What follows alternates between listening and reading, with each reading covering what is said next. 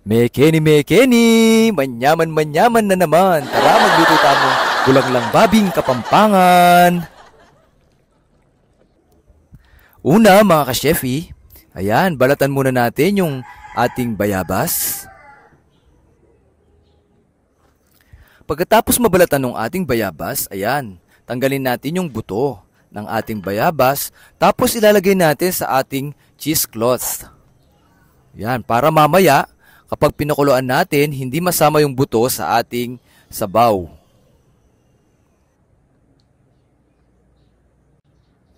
Okay, ngayon, secure natin yung ating buto ng bayabas gamit ang ating cheesecloth para hindi matapon or hindi masama yung buto ng bayabas sa ating sabaw.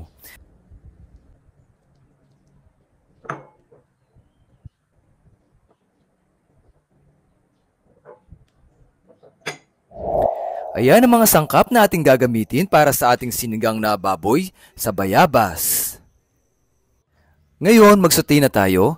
Pag mainit na yung oil sa ating pan, ilalagay na natin yung mabangong garlic. Ayan, ayahan muna natin mag-slightly brown yung ating bawang.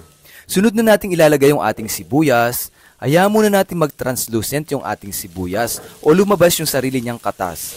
Ilalagay na natin yung ating kamatis. Hayaan mo muna natin ma-roast yung ating kamatis. Sunod ko nang ilalagay yung ating pinakulong baboy o pinalambot ko na yung ating baboy para mabilis ang ating pagluluto. Season lang natin ng konting salt to taste. Yan, ilalagay na natin yung ating white pepper.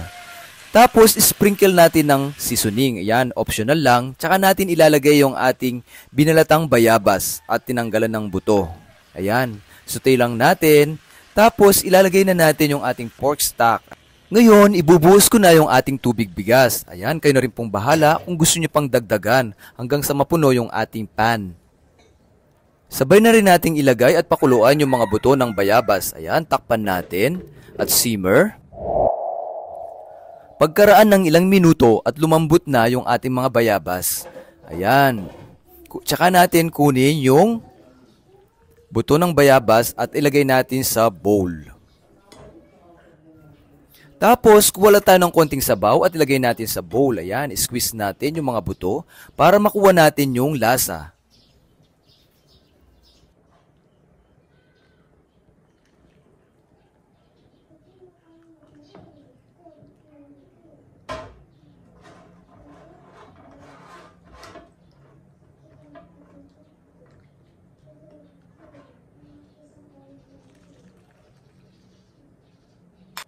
Ngayon, ilalagay ko na yung pinalambot na gabi. Sunod ko na rin ilalagay yung enoki mushroom.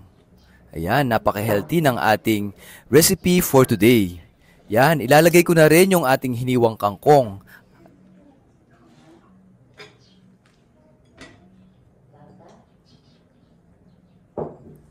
Sunod ko nang inilagay yung ating siling haba o siling pangsigang.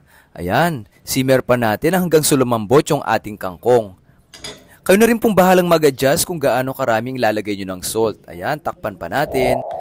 Ayan, luto na po yung ating sinigang na baboy sa bayabas o bulang-ulang babi sa Kapampangan. Thank you for watching. Sana po nagustuhan nyo ang ating recipe for today. Happy cooking!